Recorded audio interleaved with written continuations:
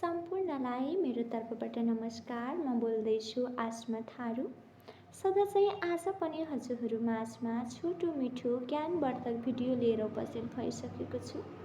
आशा राखेको छु भिडियोबाट हजुरहरूको माझमा सकारात्मक ऊर्जा थप्नको लागि सहयोग पुग्नेछ।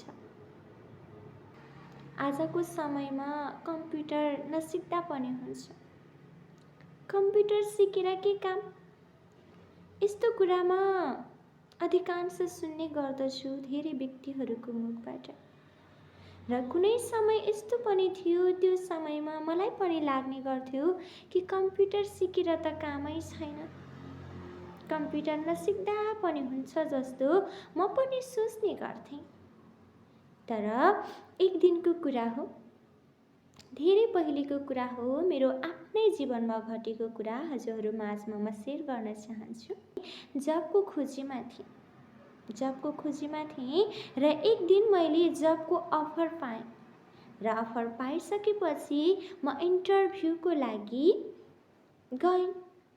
इन्टरभ्यूको लागि गइसकेपछि ठ्याक्कै जब चाहिँ कहाँ रहेछ भन्दाखेरि एउटा पसलमा थियो र त्यो पसलमा काम गर्नको लागि पनि इन्टरभ्यू दिनुपर्ने थियो। म गइसकेपछि म र मेरो साथी, त्यसपछि सर पनि सँगै जानुभएको थियो। हामी 3 जना गयौँ। गइसकेपछि हाम्रो इन्टरभ्यू सुरु भयो। इन्टरभ्यू सुरु भइसकेपछि सबैभन्दा फर्स्ट क्वेसन के थियो भन्दाखेरि तिमीहरूलाई एक्सेल आउँछ कि आउँदैन, कम्प्युटर सम्बन्धी।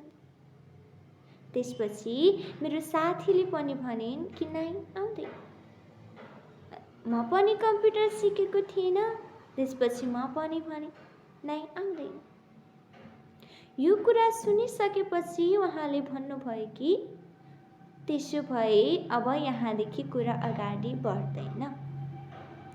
तिमीहरूलाई जब कि एक्सेल नै आउँदैन, कम्प्युटर नै चलाउन आउँदैन भनेपछि तिमीहरू काम चाहिँ कसरी गर्छौ त?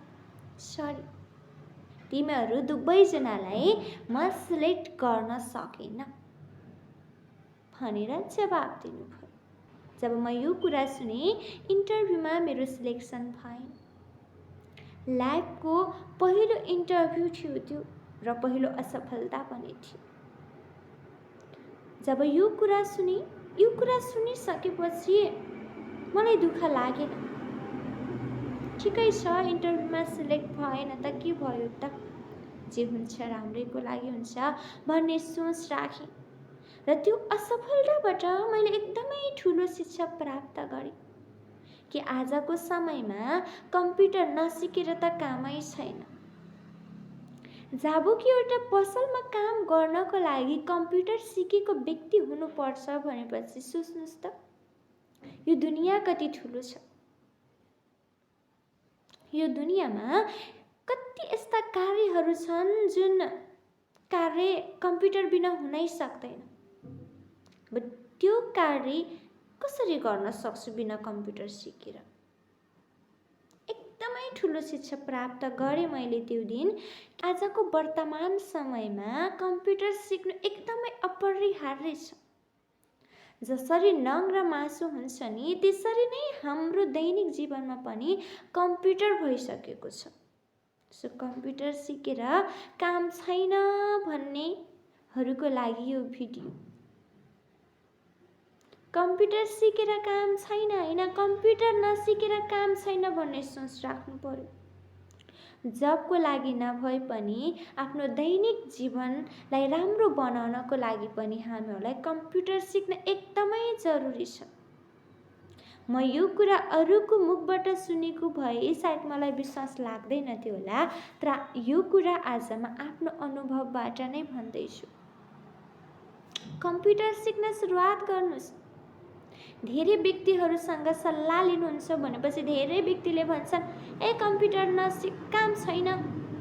तर तिनीहरूको कुरा हामीहरूले सुन्नु भएन। जबको लागि नभए पनि दैनिक जीवनलाई सजिलो बनाउनको लागि हामीहरूलाई कम्प्युटर सिक्नै पर्छ।